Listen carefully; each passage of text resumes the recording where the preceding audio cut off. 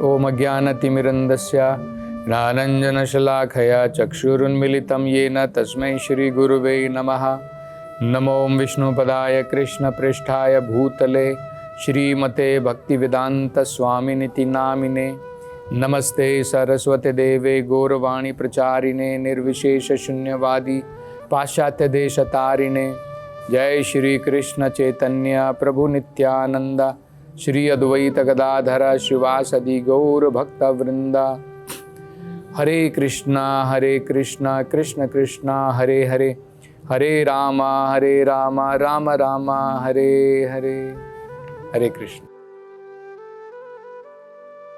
अब आगे सनत कुमार जी बता रहे हैं, महाराज पृथु को कहते हैं कि मनुष्य के जीवन में आमतौर पर देखा जाए तो 4 पुरुषार्थ वेदों के अंदर में दिए हुए।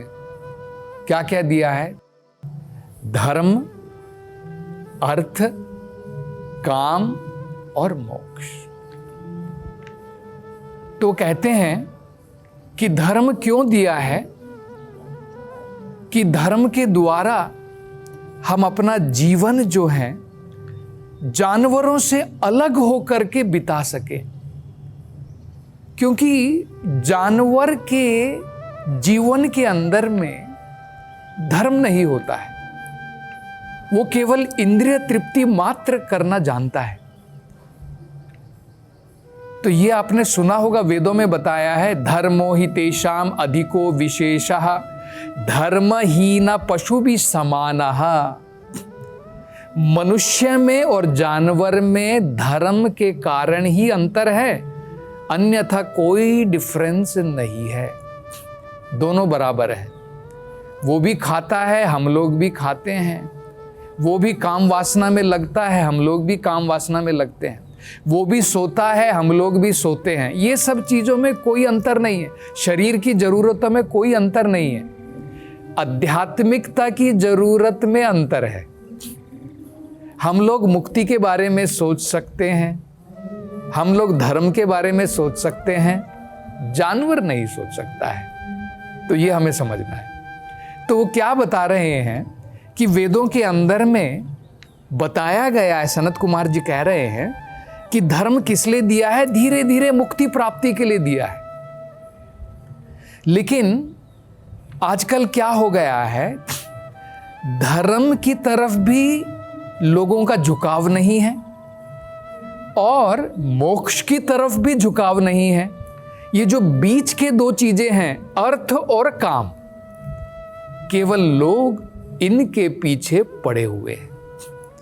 और अगर अर्थ और काम, पैसा कमाऊं, केवल उस विचार में डूबा हूं, दिन से रात कैसे बढ़िया प्रकार से पैसा बनाऊं और पैसा बनाने के बाद में कैसे इंद्रियां का भोग करूं, पैसों को लुटाऊं, अपनी जरूरतें, अपनी इंद्रिय तृप्ति पूरी करने के लिए। तो अर्थ और काम में जब हम अपना समय, अपने विचार, अपनी चेतना केवल उसमें बिताते रहेंगे, तो कहते हैं हमारी आध्यात्मिक प्रगति नष्ट हो जाती है। और केवल नष्ट नहीं हो जाती है, अगले जीवन में वो कहते हैं ऐसे जीवन की प्राप्ति होगी, इस प्रकार के जीवन की प्राप्ति होगी जहां पर हमें मोक्ष के बारे में सोचने का कोई विचार भी हम नहीं कर पाएंगे। जैसे मान लीजिए, अगर हमने ये मनुष्य जीवन सही प्रकार से प्रयोग नहीं करा और अगले जीवन में हम एक पेड़ बन जाते हैं, इस प्रकार की योनियों में जाकर के जन्म लेंगे, तो ये तो हमारा पतन हो गया ना। मनुष्य जीवन से नीचे की योनियों में जाकर के हम जन्म लेंगे। तो देखिए, ये समझना बहुत महत्वपूर्ण है जो सनत कुमार जी बता रहे हैं। धर्म, अर्थ, काम, मोक्ष, ये चारों चीजें महत्वपूर्ण हैं। जो लोग धर्म छोड़ देते हैं, जो लोग मोक्ष के बारे में छोड़ देते हैं, केवल अर्थ, केवल पैसा कमाना है, और काम वासना, केवल अपनी इंद्रिय तृप्ति करनी है, वो लोगों का पतन निश्चित है। उनकी भक्ति नष्ट हो जाती है और अगले जीवन में वो निम्न प्राणियों में जाकर के जन्म लेते हैं। ये जो है सनत कुमार जी बता रहे, तो ये समझना बहुत महत्वपूर्ण है। तो वेदों में क्या दिया है देखिए, वेदों में दिया है कि मनुष्य जीवन में हमें धर्म का पालन करना चाहिए। लोग जनरली आप देखेंगे धर्म का पालन क्यों करते हैं।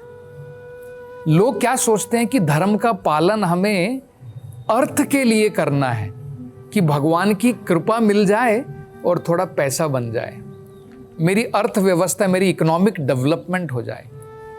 तभी आप देखते हैं जनरली मंदिरों में जब लोग जाते हैं तो इसी प्रकार की प्रार्थना करते हैं। तो लोगों का मतलब क्या है देखिए, भगवान की प्रार्थना करके मेरा जीवन सुखी रहे, मेरा अर्थव्यवस्था अच्छी रहे। और पैसा क्यों चाहिए अर्थव्यवस्था के लिए? लोग क्यों जो है भगवान से पूछते हैं कि संपन्नता बनी रहे, ऐश्वर्य मेरे घर में बना रहे, लक्ष्मी आती रहे। क्यों पूछते हैं? क्योंकि पैसा नहीं जेब में तो आप अपनी इच्छा कहाँ से पूरी करेंगे, आप अपनी इंद्रिय तृप्ति कैसे करेंगे, आप संसार के सुखों को कैसे भोगेंगे। तो इसलिए लोग क्या सोचते हैं, मैं रिलीजियस हूँ, मंदिर में जाता हूँ और भगवान की कृपा से मेरे पास में थोड़ा पैसा बढ़ेगा, मेरी इकोनॉमिक डेवलपमेंट होगी और उससे क्या होगा, काम वासना में अपनी काम इच्छा पूरी कर पाऊंगा और बाद में देख लेंगे मोक्ष के बारे में। तो मतलब धर्म लोग क्यों करते हैं? अर्थ के लिए। अर्थ क्यों चाहिए? काम वासना पूरी करने के लिए। और मोक्ष के बारे में कोई सोचता भी नहीं है प्रैक्टिकली, ऐसा हो गया है। और वेदों में क्या दिया है देखिए, वेदों में दिया है भाई धार्मिक जीवन व्यतीत करो, चिंता मत करो, भगवान तुम्हारे इकोनॉमिक डेवलपमेंट अपने आप कर देगा। अब बच्चे को हर एक बार पिताजी से पूछने की जरूरत थोड़ी पड़ती है, पिताजी आज मुझे पॉकेट मनी दे दो, आज मुझे ये चाहिए, आज मुझे वो चाहिए। पिताजी जानता है बच्चे को क्या चाहिए। अगर भगवान जानवरों की जरूरत भी पूरी करता है बिना पूछे हुए, कौन सा जानवर मंदिर में जाकर के मांगता है भगवान मुझे आज का मेरा भोजन प्रदान कर दो? क्या भगवान उनको प्रदान नहीं करता है?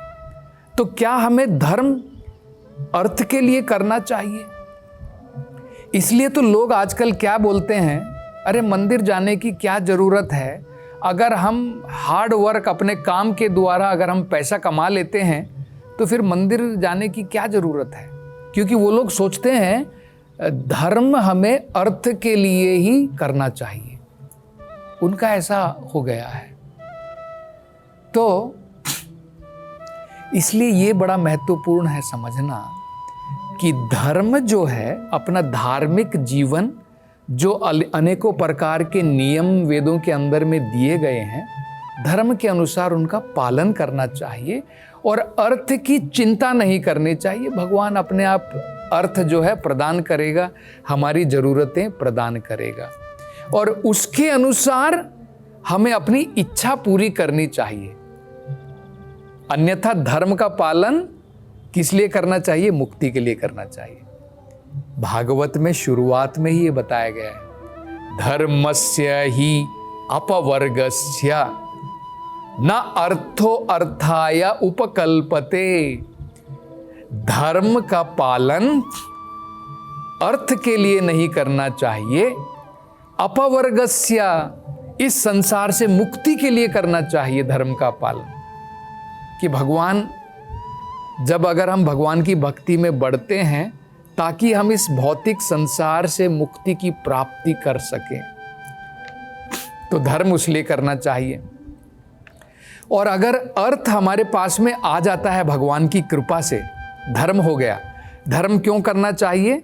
अपवर्गा, मुक्ति के लिए भौतिक संसार से, पैसा कमाने के लिए नहीं। और मान लीजिए पैसा है आपके पास में, भगवान की कृपा से सब कुछ बढ़िया है, आपके कर्म के अनुसार भगवान ने आपको अच्छा पैसा दिया है, तो क्या उसका प्रयोग हमें अपनी इंद्रिय तृप्ति के लिए करना चाहिए? भाई बैंक में पैसा है, चलो लुटा दो, दारू पियो, रेस्टोरेंट में जाओ, सिनेमा घर जाओ, इधर उधर घूमो, केवल काम वासनाओं के लिए क्या हमें पैसे का प्रयोग करना चाहिए? जीवन की जरूरतों के लिए मात्र। यह भी महत्वपूर्ण है। अपनी इच्छा केवल शरीर और आत्मा को साथ में रखने के लिए। काम वासना भी वेदों के अनुसार अगर हम करते हैं, जो रेस्ट्रिक्शन जो वेदों में दिए हैं उसके अनुसार करते तो कोई प्रॉब्लम नहीं है। हमारी काम वासना भी अगर हम गृहस्थ जीवन में अपना जीवन बिताते हैं तो ऑटोमेटिकली हमारी वो इच्छा भी पूरी हो जाती है। लेकिन लोग क्या चाहते हैं? घर को छोड़ करके भी प्रोस्टिट्यूशन करना चाहते हैं। अनेकों प्रकार के अवैध प्रकार से लोग जो है अपनी इच्छा पूरी करना चाहते हैं, क्लब में जाना चाहते हैं। तो वो काम वासना हमें पूरी नहीं करनी है। तो यही तो बता रहे सनत कुमार जी, जो व्यक्ति केवल पैसे के पीछे भागता है, और पैसा क्यों चाहिए? अपनी काम वासना पूरी करने के लिए, तो उसकी आध्यात्मिक प्रगति नष्ट हो जाती है। और क्या होगा? अगले जीवन में उसे निम्न योनि की प्राप्ति होगी। वो बता रहे हैं। तो धर्म हमें करना चाहिए अपवर्ग के लिए, मुक्ति के लिए। और आगे सनत कुमार जी कहते हैं, इन 4 चीजों में से धर्म, अर्थ, काम, मोक्ष, ये जो 3 हैं, धर्म, अर्थ और काम, ये टेम्परेरी है, मोक्ष परमानेंट है। जब आपको मुक्ति मिल जाएगी वो स्थान परमानेंट है। अगर आप केवल धर्म अनुष्ठान करते हैं और आप जो है उसके बदले में आपको क्या मिलेगा? आप कुछ पुण्य कार्य करते हैं, धार्मिक कार्य करते हैं, उससे क्या होगा? आपकी थोड़ी प्रगति होगी, आपको स्वर्गलोक की प्राप्ति हो सकती है अगले जीवन में। मान लीजिए आप अगले जीवन में स्वर्गलोक तक चले जाते हैं, क्या वो परमानेंट है? भगवान भगवद गीता में बताते हैं, अब्रह्मा भुवनान लोको पुनरावर्तिनी अर्जुना। अगर हम ब्रह्मा लोक तक भी चले गए कुछ धर्म का अनुष्ठान का पालन करके, कोई बड़ी बात नहीं है। वहां पर हजारों साल हो सकता है हम लोग जिए, लेकिन जब हमारे पुण्य कर्म के फल खत्म हो जाएंगे, दोबारा धरती पर आना पड़ेगा हमें। तो वो तो परमानेंट नहीं है। तो धर्म जो हम लोग करते हैं ऊपर प्रगति के लिए, स्वर्ग लोक जाने के लिए, वो परमानेंट नहीं है। बैंक बैलेंस, अर्थ क्या परमानेंट है? आप जो बैंक का बैलेंस रखते हैं, आपके पास में जो धन है, क्या वो परमानेंट है? लक्ष्मी तो बहुत चंचल बताई जाती है, आज इस हाथ में है, कल इस हाथ में नहीं रहेगी। आपने देखा होगा बड़े बड़े लोगों का दिवाला निकल जाता है, और कुछ नहीं तो फाइनली मान लो आपका दिवाला नहीं निकला, हमारा जीवन निकल जाता है। जब आप शरीर छोड़ करके चले जाएंगे तो क्या आप अधिकार जमा सकते हैं कि भाई मैंने बैंक में 10 करोड़ रुपए डाले थे, वो कहाँ है मेरा अकाउंट? आपका सारा अकाउंट जीरो हो जाता है जब ये शरीर छोड़ करके जाएंगे। अगला जन्म अपने कर्म के अनुसार लेंगे, तब आपका उस पैसे के ऊपर कोई अधिकार नहीं है। तो धर्म जो हम लोग ऊपर की स्वर्ग लोक की प्रगति के लिए करते हैं वो टेम्परेरी है, अर्थ भी टेम्परेरी है, और काम वासनाएं तो बिल्कुल टेम्परेरी है। आप अपनी इच्छा पूरी करना चाहते हैं, क्या आपकी इच्छा पूरी हो जाती है, संतुष्टि मिल जाती है? नहीं मिलती, हम लोग देखते हैं। मान लीजिए आपकी जीभ जो है आपको खींच रही है कुछ रेस्टोरेंट में जाकर के खाऊं, तो क्या वो संतृप्ति हो जाती है? तृप्ति नहीं होती है। काम वासनाओं में हम अपना जीवन लगाते हैं, शरीर को लगाते हैं, क्या तृप्त हो जाते हैं? फिर क्यों हम लोग जो है अपनी जो है पत्नी को भी छोड़ करके अनेकों के पीछे भागते हैं? तो ये सब तृप्त होने वाले नहीं है। तो ये सब टेम्परेरी होते हैं। धर्म, अर्थ, काम, केवल मोक्ष जो है उसकी प्राप्ति के बाद मात्र जो है हमें परमानेंट स्थान की प्राप्ति होती है। तो मनुष्य जीवन में तो कम से कम हमें ये सोचना चाहिए कि हम मुक्ति को मुख्य अपने जीवन के अंदर में उस विषय को हम महत्वपूर्णता दें, केवल धर्म अर्थ काम के पीछे अपने जीवन में हम ना भागें। और एक बड़ा महत्वपूर्ण अंत में वो कहते हैं कि हम लोग बड़ा सुंदर संस्कृत के शब्द का सनत कुमार जी प्रयोग करते हुए कहते हैं, ईशा विद्वशिता। मतलब ये सारी चीजें जो हम लोग इस भौतिक संसार के अंदर में जमा करते हैं, पैसा जमा करते हैं, काम वासना के कारण बड़ी बड़ी बिल्डिंग बनाते हैं, ये करते हैं, बड़ी बड़ी जो है सिविलाइजेशन, सभ्यता खड़ी कर देते हैं। जैसे आज मॉडर्न सिविलाइजेशन है, इससे पहले ब्रिटिशर्स लोगों की सिविलाइजेशन थी, नेपोलियन की सिविलाइजेशन थी, रावण की थी, हिरण्यकशिपु की थी, है ना, हिटलर की थी। ये सारे केवल किस लिए? अर्थ के लिए। कैसे बड़े से बड़े हम अरेंजमेंट करें इंद्रिय भोग के लिए। लेकिन सनत कुमार जी क्या कह रहे हैं? ईशा विध्वंसिता। भगवान की अरेंजमेंट के द्वारा इन सब का विनाश निश्चित है, इन सब का विनाश हो जाता है। तो इनके पीछे भागने का फायदा नहीं है, मोक्ष का विनाश नहीं होता है। हमें जो है वो सबसे महत्वपूर्ण विषय अपने जीवन के अंदर में बनाना चाहिए। तो और अब सनत कुमार जी क्या महत्वपूर्ण जो है आगे बातें बताते हैं, उसकी चर्चा हम अगली कथा में करेंगे। हरे कृष्णा।